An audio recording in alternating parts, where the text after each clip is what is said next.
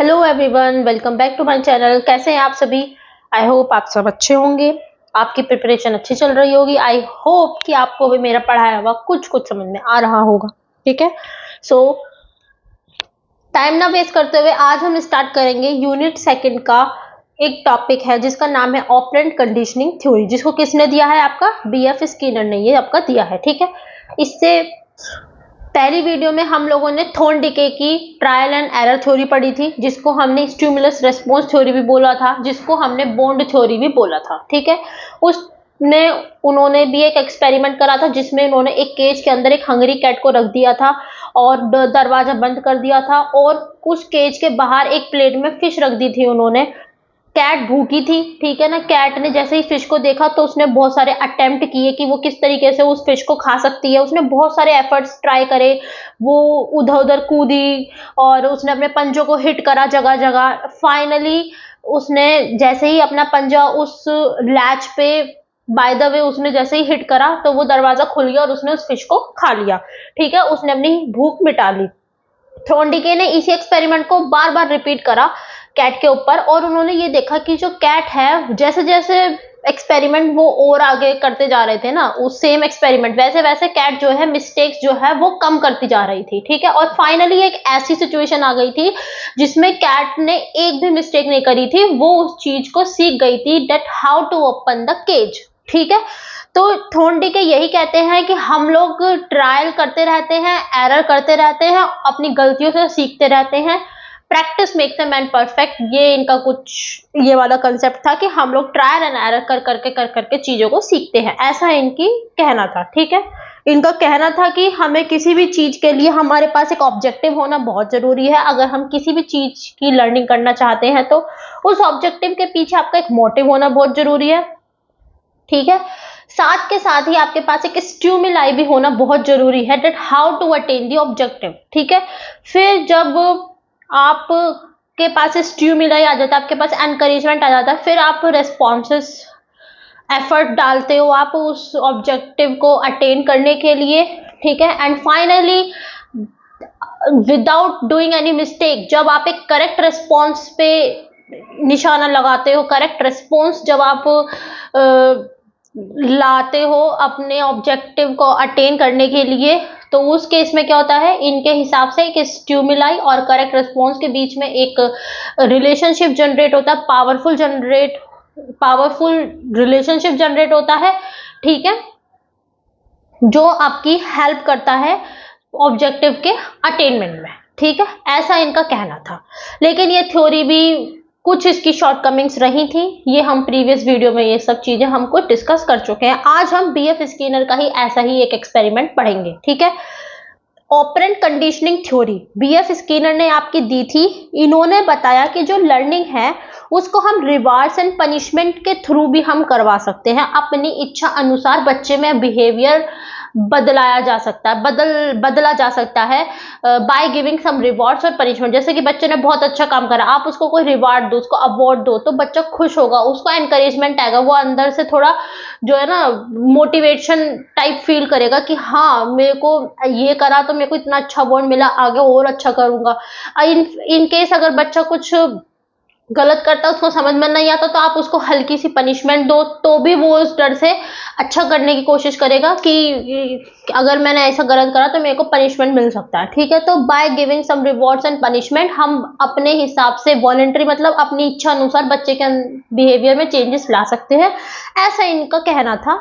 ऐसा इन्होंने बोला कि हम लर्निंग क्या होती है भाई, लर्निंग का मतलब ये होता है कि जो भी आप एक्टिविटी परफॉर्म कर रहे हो, जिस चीज में भी आप ट्रेंड होना चाहते हो, या जो भी आप चीज आप में एक्सपीरियंस गेन करना चाहते हो, वो आपके बिहेवियर में कोई ना कोई चेंज लेके आए, यही तो लर्निंग होती है। ठीक है, तो वो हम रिवार्ड एंड पनिशमेंट के थ्रू अपने अनुसार वॉलंटरी चेंजेस ला सकते हैं बच्चे के बिहेवियर में। ठीक है, ऐसा इनका कहना था। ठीक है, डिजायरेबल बिहेवियर इज इंक्रीज्ड विया reinforcement के through positive and negative, while undesirable behavior is reduced via punishment, making it a foundational concept। इनका कहना था कि बच्चे के अंदर जैसा हम चाहते हैं, जो डिजायरेबल बिहेवियर जो बच्चे के अंदर बिहेवियर है, हम उसको हल्का सा और इंक्रीज करना चाहते हैं, तो हम बच्चे को रीइंफोर्स करेंगे, उसको एनकरेज करेंगे, उसको पॉजिटिवली लेके चलेंगे, उसको पॉजिटिव कुछ अवार्ड या रिवॉर्ड हम उस बच्चे को देंगे। और किसी बच्चे के अंदर अगर अनडिजायरेबल बिहेवियर है, उसको हम कम करना चाहते हैं, तो विया पनिशमेंट हम उस चीज को कम करने की कोशिश करेंगे। तो ये जो इनकी कंसेप्ट थी, ये एक फाउंडेशनल कंसेप्ट है आज के टाइम पे इन द लर्निंग प्रोसेस, ठीक है। अब इनके एक्सपेरिमेंट के बारे में पढ़ते हैं। ये आपको एक पिक्चर दिख रही होगी, ठीक है। जैसे कि थोर्नडिके ने अपना एक केज बनाया था जिसको उन्होंने पजल बॉक्स नाम दिया था, ऐसे ही स्किनर ने भी अपना एक बॉक्स तैयार करा था, एक केज तैयार करा था जिसको उन्होंने स्किनर बॉक्स नाम दिया था। इसके अंदर इन्होंने एक भूखे चूहे को रखा था, ठीक है ना। बहुत ही ज्यादा हंग्री भूखा था, आप अप्रोक्स 1 मंथ भूखा मान सकते हो, ठीक है। बहुत ही ज्यादा भूखा चूहा था। इन्होंने इस बॉक्स के अंदर अरेंजमेंट कुछ इस तरीके का कर रखा था कि जैसे ही चूहा इस लीवर को प्रेस करता था तो यहां से खाना इसको मिल जाता था, ठीक है। जैसे कि थोर्नडिके में था कि जैसे ही कैट उस लैच को प्रेस करती थी तो वो दरवाजा खुल जाता था और वो बाहर आके खाना खा लेती थी।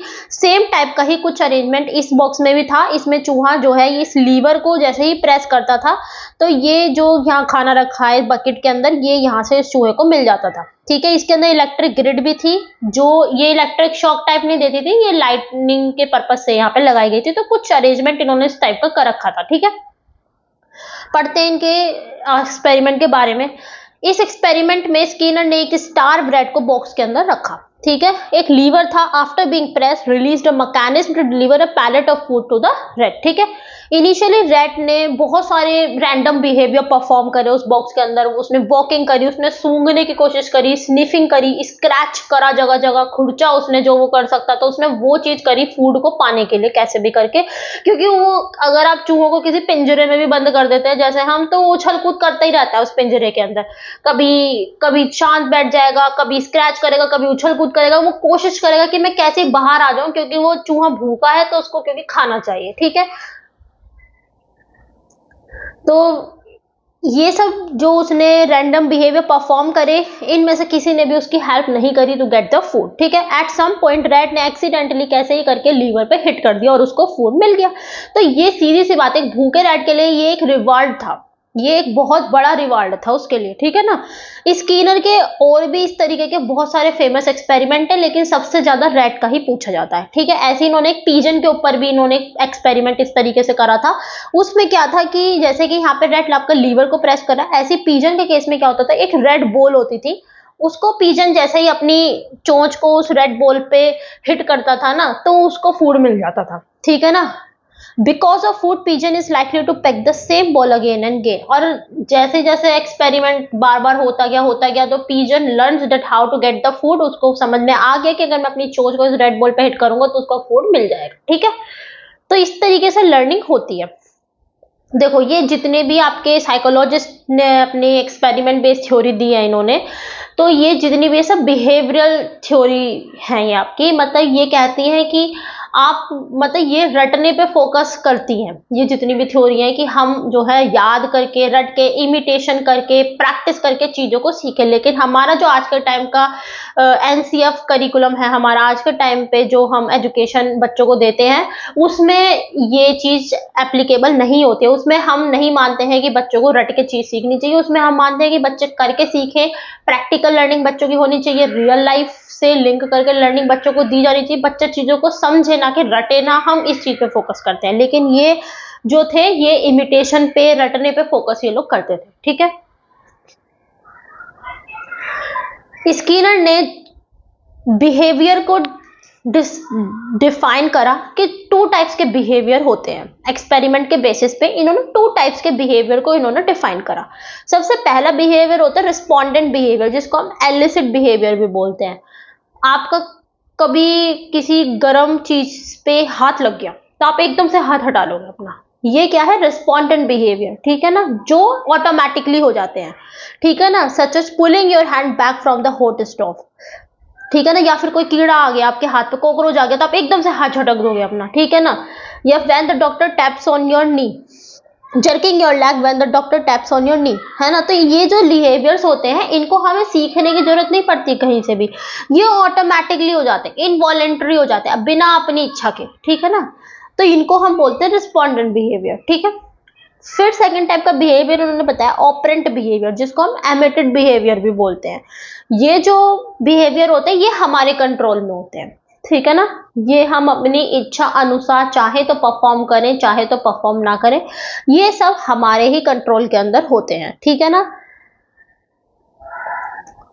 आप किसी पर्पस की वजह से ये परफॉर्म करना चाहते हो बिहेवियर, ठीक है ना, जो भी है ये सब आपके एक्शंस के ऊपर डिपेंड करता है, ठीक है ना। आप चाहते हो कि फ्यूचर में ये काम कभी ना हो तो आप उस चीज को चाहो तो रोक सकते हो, ठीक है ना। तो जो वो बिहेवियर्स होते हैं जो हम अपने कंट्रोल में रखते हैं, ठीक है ना। जैसे कि मान लो आपने कोई टास्क परफॉर्म करा, आपको उसके लिए रिवार्ड मिला, तो इन फ्यूचर आप सोचोगे कि हाँ मेरे को इस तरीके के टास्क और करने चाहिए, ठीक है ना। तो अब ठीक है ना, तो ये ऑपरेंट बिहेवियर होते हैं जो हम अपने कंट्रोल में रखते हैं, ये बिहेवियर हम अपनी इच्छा अनुसार हम परफॉर्म करते हैं, ठीक है। यहाँ पे आप देख सकते हो इस operant conditioning specific consequences are associated with the voluntary behavior, rewards introduced to increase the behavior and punishment introduced to decrease the behavior, ठीक है। तो हम अपनी अच्छा अनुसार किसी के बिहेवियर में चेंज ला सकते हैं via rewards and punishment, ठीक है ना। यहाँ पे देखो चूहे को रिवार्ड मिला, चूहे ने लीवर को प्रेस करा, उसको एकदम से दवाई मिली जो कि सॉरी फूड मिला जो कि इसके लिए क्या था, रिवार्ड था। तो इसने इसको क्या करा, एक तरीके से मोटिवेट करा, इसको प्रोत्साहित करा कि इसको रिवार्ड मिला है ना, तो आगे चल के ये फिर इस तरीके के कुछ अटेम्प्ट करने की कोशिश करेगा जिससे इसको अगेन फूड मिले, ठीक है ना। तो रिवार्ड आपके बिहेवियर को इंक्रीज करते हैं, इन वही पनिशमेंट आपके बिहेवियर को डिक्रीज करते हैं, ठीक है ना। इसने लीवर को प्रेस नहीं करा था, ये उछल कूद कर रहा था, ठीक है, तो इसको फूड नहीं मिला बिल्कुल भी, ठीक है ना। तो ये थोड़ा हतोत्साहित हो जाएगा, थोड़ा डिमोटिवेट हो जाएगा, ठीक है ना। इस ऑपरेंट कंडीशनिंग थ्योरी को हम इस पैराडिग्म से भी समझ सकते हैं कि रैट था जो कि आपका क्लोज था इसके स्किनर बॉक्स में, उसके अंदर उसने जंपिंग करी, स्कैचिंग करी, एक्शन करा, है ना, और उसके बाद में उसको फूड मिला, उसको रीइंफोर्समेंट मिला, ठीक है। अब देखो रीइंफोर्समेंट क्या होता है। रीइंफोर्समेंट क्या करता है, जो आप एफर्ट्स डाल रहे हो ना, बस उसकी प्रोबेबिलिटी को थोड़ा और बढ़ाने का काम करता है। जैसे कि मान लो आप एफर्ट्स डाल रहे हो लेकिन आपको रिवार्ड ही नहीं मिल रहा है बिल्कुल भी, आप उस टास्क को कंप्लीट ही नहीं कर पा रहे हो, आप वहां तक पहुंच ही नहीं पा रहे हो, हल्का सा रीइंफोर्समेंट मिल जाए तो वो थोड़ा आपके अंदर इतनी सी ताकत ला देगा कि आप चांसेस बढ़ जाएंगे आपके कि हाँ आप थोड़े और एफर्ट्स डालो, शायद अब की बार आपको रिवार्ड मिल जाए। तो रीइंफोर्समेंट क्या है, it increases the probability of the repetition of certain responses, ठीक है। दो तरीके का रीइंफोर्समेंट होता है आपका, पॉजिटिव एंड नेगेटिव, ठीक है।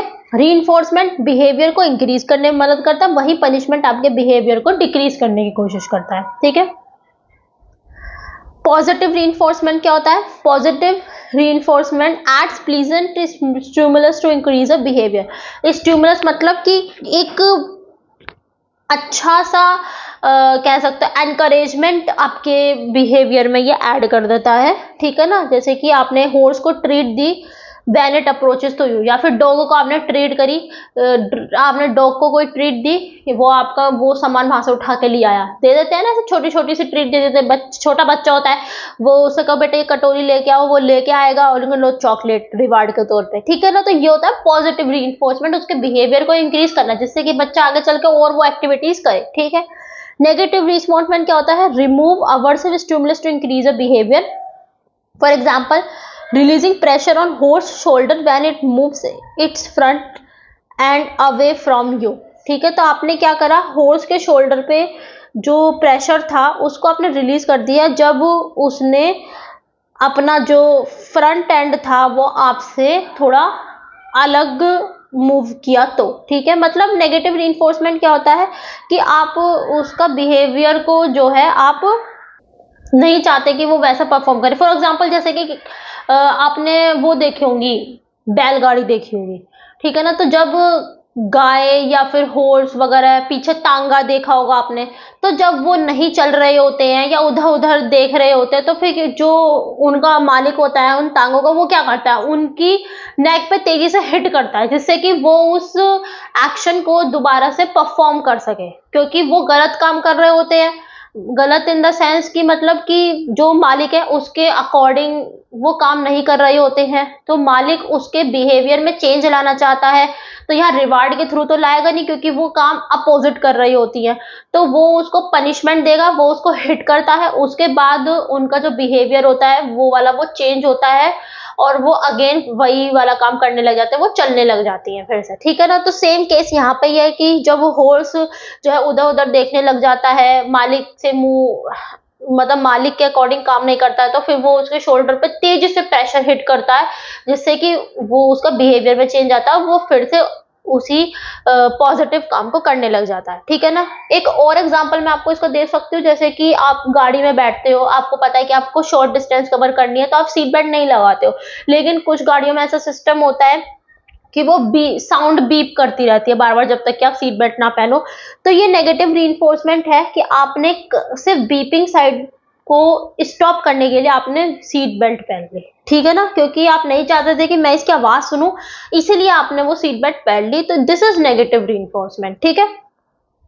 पनिशमेंट की बात करते हैं, पनिशमेंट भी देखो बिहेवियर को डिक्रीज करती है, दो तरीके की होती है, ये भी पॉजिटिव पनिशमेंट और नेगेटिव पनिशमेंट। कैसे? जैसे पॉजिटिव पनिशमेंट क्या होता है आपका, smacking a horse snout when it bytes you, मतलब स्मैकिंग का मतलब क्या होता है, एक तरीके से स्ट्राइक करना किसी चीज पे, मतलब मारना कह सकते हो एक तरीके से अपने हैंड के पाम से, ठीक है। हॉर्स स्नाउट क्या होता है, हॉर्स स्नाउट कुछ देखो इस टाइप का होता है, हॉर्स स्नाउट आपका आपने देखे होंगे हॉर्स ऐसे, तो जिसमें यहाँ पे हॉर्स की ये कुछ टाइप की नॉस्ट्रल्स होती है, यहाँ पे माउथ भी होता है, तो ये टाइप का जो हिस्सा होता है हॉर्स का, जिसमें यहाँ पे हॉर्स की दो नोज और बीच में कुछ इस तरीके का माउथ होता है, इसको बोला जाता है स्नाउट, ठीक है। तो जब हॉर्स आपको बाइट करेगा तो आप उसको हल्का सा मार दोगे, ठीक है ना। तो ये क्या पॉजिटिव पनिशमेंट है, मतलब हल्का सा आपने मार दिया, वो समझ गया कि अब मुझे नहीं मारना है, अब नहीं काटना है, तो वो नहीं काटेगा। नेगेटिव पनिशमेंट क्या होता है कि आपने क्या करा, इसका सबसे बड़े एग्जाम्पल है आपका नेगेटिव पनिशमेंट का कि बच्चे क्लासरूम में मान लो आईपैड चला रहे, तो टीचर ने उन बच्चों से आईपैड ले लिया, ठीक है ना, just because they are not studying, ठीक है ना।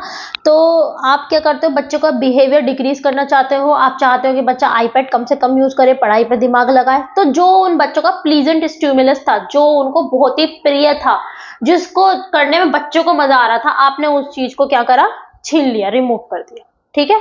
तो ये होता है आपका नेगेटिव पनिशमेंट, ठीक है।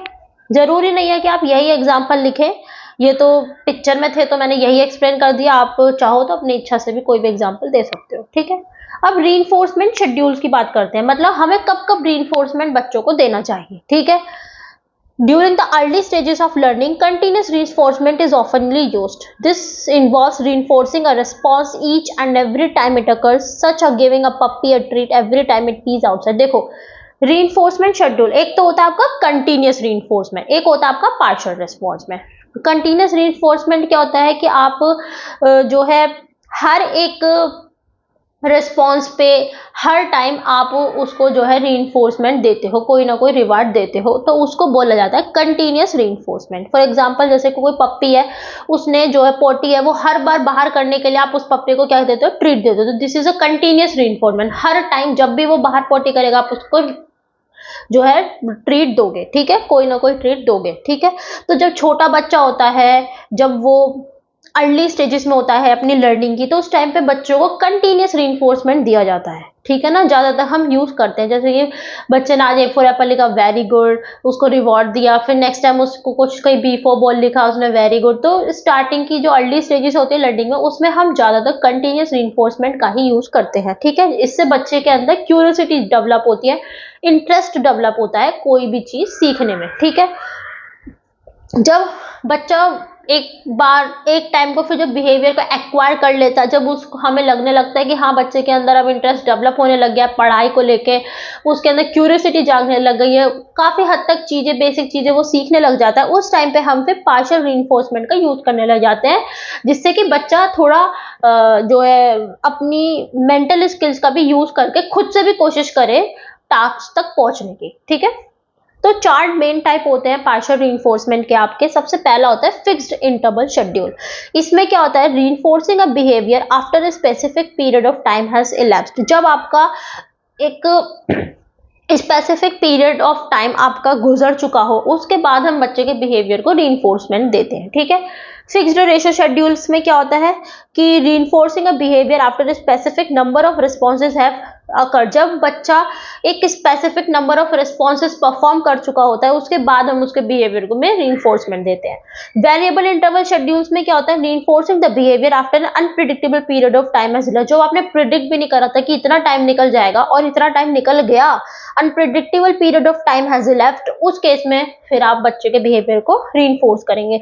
वेरिएबल रेशियो शेड्यूल्स में क्या होता है, reinforcing the behaviour after an unpredictable number of responses, जब बच्चा अनप्रिडिक्टेबल नंबर ऑफ रिस्पॉन्सेज कर जाता है, हमने सोचा भी होता है कि बच्चा इतने एफर्ट डाल सकता है, लेकिन आपके एक्सपेक्टेशन से हाई बच्चा एफर्ट्स डाल चुका होता है, तब हम बच्चे के बिहेवियर को रीइंफोर्स करते हैं। ठीक है, ये आपके 4 मेन टाइप्स होते हैं किसके, पार्शियल रीइंफोर्समेंट के। ठीक है, अब इस थ्योरी का एजुकेशनल सिग्निफिकेंस क्या है, तो देखो जो ये तो थ्योरी है ये आपके लॉ ऑफ इफेक्ट पे बेस्ड है। आप पॉजिटिव और नेगेटिव रीइंफोर्समेंट आप बच्चों को इमीडिएटली दोगे according to the action, immediately दो। ठीक है ना, क्योंकि अगर आप देर कर देते हो ना तो उसका इफेक्ट कम हो जाता है। ठीक है, जैसे कि बच्चे ने आपको काम करके दिखाया, देखो मम्मा मैंने ये काम करा, आप उसको तुरंत रिवॉर्ड दो। आप बाद में कभी रिवॉर्ड दोगे ना तो उसका इतना इम्पैक्ट नहीं पड़ेगा जितना कि आप तुरंत देके इफेक्ट पड़ेगा उस बच्चे पे। ठीक है ना, ये जो डिजायर्ड बिहेवियरल चेंज होता है it can be brought by the help of this principle. आप जैसा बिहेवियरल चेंज बच्चे के अंदर लाना चाहते हो तो उसके लिए तो ये थ्योरी सबसे बेस्ट है। ठीक है, this theory lays emphasis on practice and repetition पे ये फोकस करती है। ठीक है, therefore teacher should make the teaching learning process effective by these 2 rules into practice. ठीक है, ये जितनी भी थ्योरी है ये सब आपकी प्रैक्टिस पे और रिपीटेशन पे, रोट लर्निंग पे, सब पे फोकस करती है ये। ठीक है, ये थी आपकी स्किनर की operant conditioning theory. I hope आपको समझ में आई होगी। फिर भी कोई दिक्कत दुविधा परेशानी है then you can ask me in the comment section. If you want PDF then again comment me. ठीक है, सो नेक्स्ट वीडियो में हम इनसाइड थ्योरी के बारे में पढ़ेंगे। ये आपका चैप्टर कंप्लीट हो जाएगा कल को और फिर हम यूनिट 4 स्टार्ट करेंगे। ठीक है, so thank you, take care, bye bye, God bless you.